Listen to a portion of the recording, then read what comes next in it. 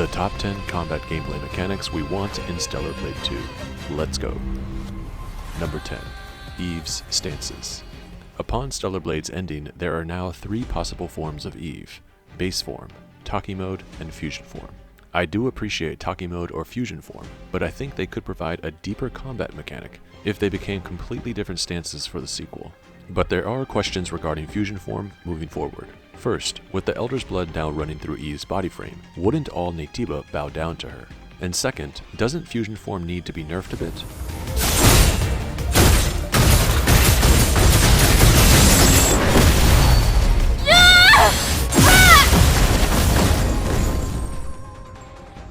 Yeah, I think so. But let's tackle the first question. I do believe Naytiba will still be an enemy faction even with Eve now possessing the Elder's blood. The Naytiba monsters are a core identity of Stellar Blade. Changman Li, lead concept artist, and Zhang Yiqiu, monster creator, will surely be back with newly designed Naytiba. Because Naytiba evolve unpredictably and endlessly, I can see them evolving outside of Eve's dominion, and therefore new Naytiba could still pose a threat to Eve even in fusion form. But what about other enemy types, such as new synthetics sent by Mothersphere? The ASI undoubtedly collected data on Eve's decimation of the last wave of squad members at the end of Stellar Blade 1. Similar to how Friday quickly learned Cap's attack patterns in the MCU's Civil War, Mothersphere could have done the same. New waves would be created containing the combat data from this battle, meaning they would know how to counter Eve even in fusion form. She would not be supremely OP, and fusion form can now be a regularly used combat stance. Eve could cycle through fusion form, base stance, and Taki mode, also now as a regular stance, not a special invulnerable limited power-up mode. These would be the primary stances of the game, similar to Jin's stone, water, wind, and moon stances in Ghost of Tsushima. Eve could then learn a 4th stance later in the game at the end of Act 2. Learning a 4th stance would complement the first 3 and add a new layer of depth for the final act of the game. Eve's enemies could present shields, weapons, or attacks that can only be overcome by her cycling into the correct form/stance. And most notably, strings of combos that require shuffling through the various stances would create a near limitless possibility of gameplay that takes combat to the next level. Number 9. Specific skill trees. 3 and possibly 4 stances would be a sight to see, but they need to be varied and look different for them to feel purposeful. Taki mode and fusion form basically have the same specials and attacks. The purpose of having different stances is to give greater player agency, so ensuring each stance looks and feels different is important. And the only way to achieve this would be to have varied abilities, combos, and skills accessible through multiple skill trees. For the sequel, I would love for there to be a skill tree that is unique to each stance, and each stance-specific tree containing a handful of branches filled with unique skills and abilities along their path. This would result in wildly different builds of Eve, and with 4 possible different stances Eve can switch into, players could therefore have a type of build dependent on which form they are currently cycled into. Tank, projectile, mage, or support builds could all be built in different stance-specific trees, which then reinforces the importance and necessity of Eve to constantly be shuffling between stances to tackle different obstacles and enemies. And it would be important for players not to be able to max out each stance-specific skill tree. This would require players to carefully choose branches, knowing that only some pathways could be maxed out. This is a little more RPG-like. When using skill points to upgrade Eve, players would have to really plan things out and pick which branch of which skill trees they want to upgrade. I do understand this could turn the more action-oriented gamers within the Stellar Blade community off, but the line between RPG and action game is often blurred and even sometimes melded together in action RPG games. So why not flesh out the skill tree a little more to make this RPG element have more of an impact affecting player choice in the sequel? Number 8. Blue Blink, Purple Repulse. What's next? Blink and Repulse were an integral part of Stellar Blade. It required players to stay primed, ready to counter any blue or purple flash. They were also an efficient way to quickly fill up the burst gauge, not to mention they were also gorgeously animated to show off Eve's beauty and grace. 1 to 2 more color-specific counters to enemy attacks have got to get into the sequel. So what could new color-coded counters look like? I believe there are 2 possibilities. First, they could come directly from Eve. One could be called something like Disarm. An enemy readies themselves for a power attack. A green or some other color of flash is seen on screen, then Eve moves quickly to disarm them. Whatever stance she is in could dictate what the counter looks like. If in Taki mode, she moves at blistering speed. If in fusion form, yellow bands appear and cripple the enemy. Or in base mode, Eve stabs and twists where an enemy wields their weapon. The possibilities are endless. The second possibility is that the counter comes from a party member. In my top 20 story components for the sequel video I made a few months back, I discussed the idea of having different party members. Lily, Man, hell, maybe even Kaya, Raven, or Digger. Okay, not Digger. But party members could find their way into the sequel, and they could be responsible for new counters. Let me explain. The whole point of Adam piloting the drone in Stellar Blade 1 was that he wanted to make sure Eve was following the path he laid out for her. There would be no need for someone to be piloting the drone in the sequel. Instead, it could now be linked to Eve's body frame, follow her autonomously, and still summon it for shooting. Having a party member roll with Eve in the Andro 8's flesh would now be a much more dynamic interaction. They could have complementing attacks, banter with Eve, and create a wealth of other storytelling opportunities. I know this is a tall order to request of Shift Up, but they did do this already in Stellar Blade 1's prologue, with Taki essentially serving as a party member. If a party member rolls with Eve, a new color-coded counter could come from them. An overwhelming attack could be raining down on Eve when suddenly a color-coded flash appears. After inputting a new controller sequence, the party member is now the one who counters, and they pounce on the enemy that was about to crush Eve. Imagine Man rushing in with his huge melee hammer, or Lily inputting a hacking command to send out an enemy crippling EMP. Party member specific counters would be marvelous and add another layer to Stellar Blade's theme of building humanity through the human relationships that Eve has. Number 7. A different perspective. Some of the single-player campaigns that have shaped my video game preferences include Halo, The Last of Us, and even the original Modern Warfare trilogy. Part of their impact is due to the ability to play as characters with differing perspectives. Say what you will about the actual story, but the narrative, essentially how they told their story, was unique because of their varied points of view. John and the Arbiter, Joel, Ellie, and Abby, and Soap, Price, and Ghost, man, all legends. And all had a unique interpretation and understanding of the events that unfolded in their stories. I do think we're going to get something similar in Stellar Blade 2. Are we going to play as Raven? I definitely think so. If we do, then we're going to have at our disposal a whole new slew of attacks, combos, and specials that will mirror Eve's similar third-person melee-centric combat style. But what if we take on the role of Lily or other party members? Would we actually get to play as another party member, or just have the ability to combat some of their attack moves? And if Shift Up is giving us some prequel content to give us the perspective of an airborne squad member from Wave 1, as their recently released concept art suggests, what would combat look like in this scenario? I don't believe Wave 1 used blades, as the Naytiba outbreak had not occurred yet. Instead, I believe they used guns. This would result in us having combat that is more similar to Shift Up's other prized IP, Nikke, in which we could see third-person shooter combat styles be featured in any prequel-era portions of combat. I do think having a different perspective will happen, so I'm prepared to have combat that aligns to whoever's point of view will be a part of Stellar Blade 2's campaign.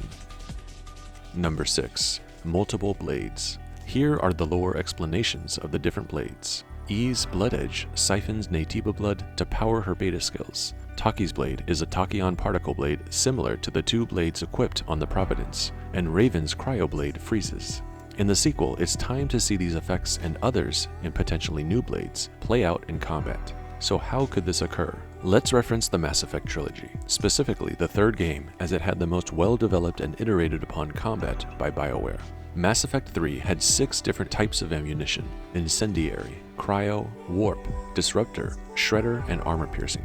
6 different types Shepard and different party members had access to that negated enemy shields or penetrated a specific enemy faction with greater efficiency.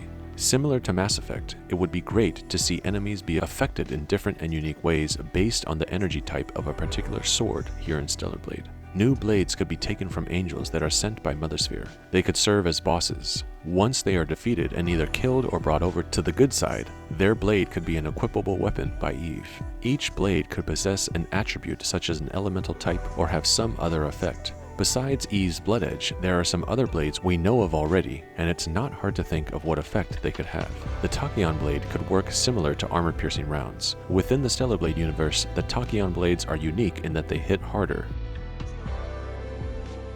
Raven's Cryoblade obviously would apply a freezing and slowing effect to enemies. Then the sky is the limit for other possibilities. It would be awesome for there to be an incendiary or fire-type blade. I immediately think of Beric Dondarrion's blade from Game of Thrones. Imagine slicing up Naytiba or synthetic Mother Sphere creations with an incendiary blade. That would be a pyromaniac's wet dream. And similar to Eve's Shieldbreaker beta skill, there could be a blade that has a similar property in efficiently taking out enemy shields. Blades that Eve earns along the way could be kept within a hub area, such as the Tetrapod or back in Zion. And the icing on the cake would be Eve switching them out of her hair with the Blood Edge, resulting in different blades that we visually see to present new hairstyles and looks, dependent on which blade was sheathed within her hair.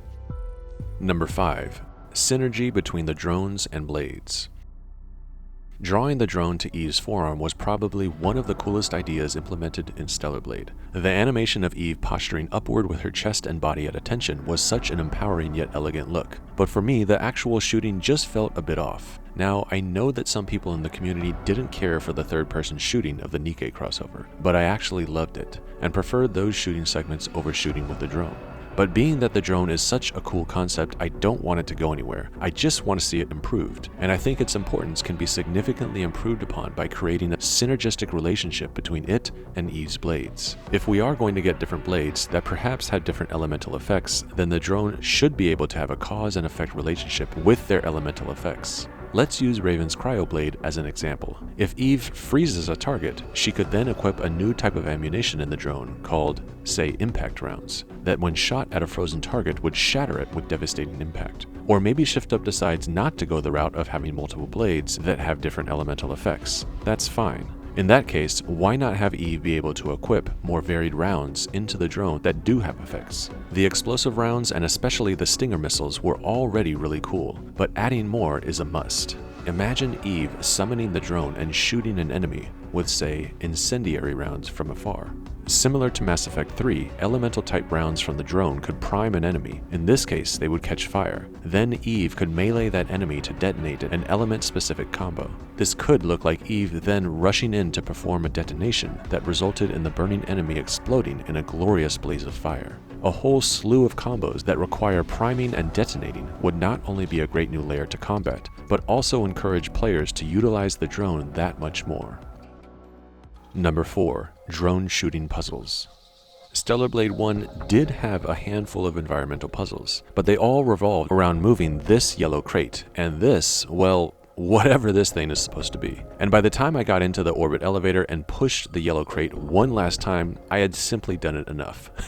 But I say, let's get the drone involved to use in some environmental shooting puzzles. Now, Stellar Blade 1 did feature some shooting puzzles with the various dartboard targets already. However, these were simple shoot once and you're done type of sequences. I did appreciate the shooting game at the bottom of the wasteland, but this had more of a carnival type feel. It would be great to have puzzles within the environment that require Eve to shoot, which then unlocked pathways or provided a secret outcome. Part of what made the recent God of War games so fun were the environmental Leviathan axe throwing puzzles. I can imagine Eve doing something similar via her drone. If the drone is going to synergize with the blade in combat, perhaps with elemental infused ammunition, why not use this ammunition in the environment? In Stellar Blade 1, there are parts of the environment that shift due to explosions, resulting in buses falling from higher up positions. This could be iterated upon to allow carefully aimed explosive rounds shot by Eve to result in changed routes for her to explore. There were also parts of the Great Desert filled with quicksand. Cryo-type drone rounds could freeze the quicksand within the Great Desert.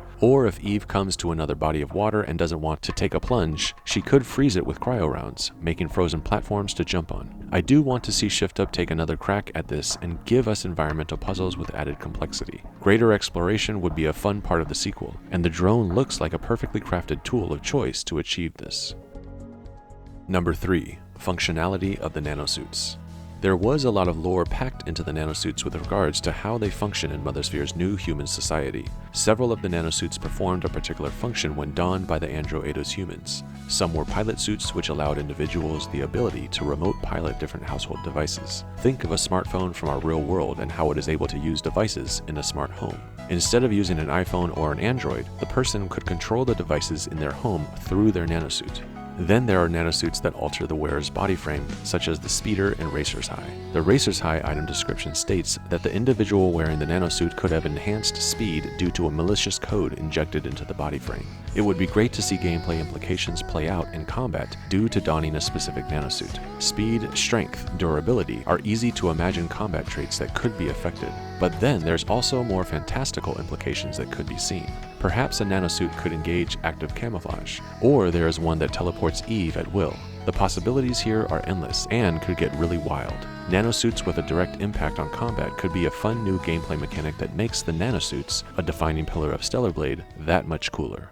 Number 2. Mech-Suit gameplay.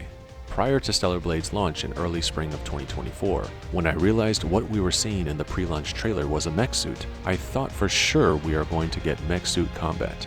I thought, Titanfall 3? Hell no. No need for that to ever come out. Now we got Stellar Blade. But by the game's end, after realizing that the Mech-Suit was the Providence, and that it was only going to exist as a boss battle, I was a bit let down. I thought for sure once Eve was scooped up in the Providence, and then when Lily started piloting it, there was going to be a gameplay segment where we got to inhabit and control it through gameplay. But nah, no Providence for us to use directly in combat.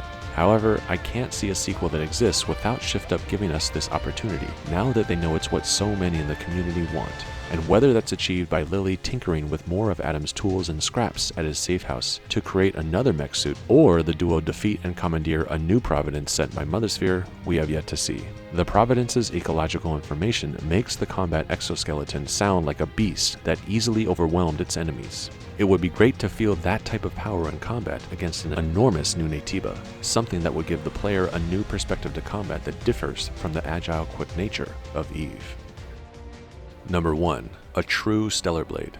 I'm a believer that there must have been planned content that explained the significance of Eve's blade, the Blood Edge, that was cut from development. I subscribe to the belief that the name Stellar Blade refers to Eve's blade. Yes, Eve is technically a weapon herself, and she did fall to Earth from the stars, so it can be interpreted that she is the Stellar Blade.